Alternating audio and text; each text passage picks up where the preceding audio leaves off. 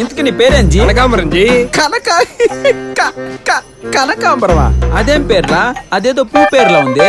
నీ పేరేంటో? కొంచెం కప్పప్పన్. అదేందబ్బా ఎర్రి పువ్వు పేరులో ఉంది.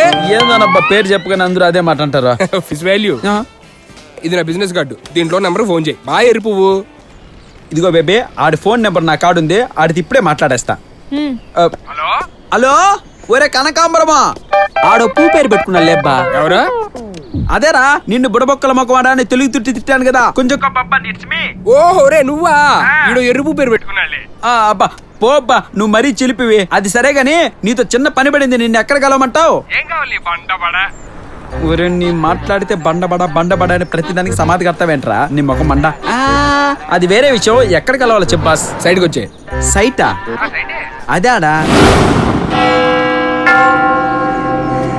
ఓరి కనకాంబరం పువ్వో, యాడున్నావురా అయ్యా? ఇటు సైట్ అన్నాడు. ఓరి కనకాంబరమో, మేరీ ఎత్త సారీ ఎత్త.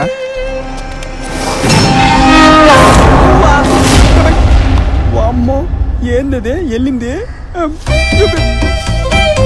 గాలి కూడా కొడుతుందిగా. సైట్ ఇదేం సైట్ రా నీ సమాధి గట్ట. భయపెడతావేట తపేల మకోడా అని. అది సరే, ఇక్కడ చనిపోయిన ఇండియన్ సమాధుల వివరాలు కావాలంటే ఎలా? అదే, అది చాలా కాన్ఫిడెన్షియల్. ఆ డీటెయిల్స్ అమెరికన్ సిమెట్రికల్ అసోసియేషన్ లోనే ఉంటాయి. అవునా? నార్మల్ గా డీటెయిల్స్ తీసుకోవడం చాలా కష్టం. ఇంకేమన్నాడు చేస్తాను. ఈ నెట్టా పడగొట్టాలి ఐడియా. అయితే సాయంత్రం పబ్ లో సమాధానం వస్తావా? జంటగానా? ఇప్పుడు చెప్పక్క. అక్క, నీ ప్రాబ్లం నేను సాల్వ్ చేస్తానక్క. ఆ అమెరికన్ సిమెట్రిక్ అసోసియేషన్ డీటెయిల్స్ నేను తీసుకొస్తానక్క నీకు. ఇదిగో, డెలవర్లో చనిపోయిన ఇండియన్ సమాధుల వివరాలు అన్ని ఇందులో ఉంటాయి.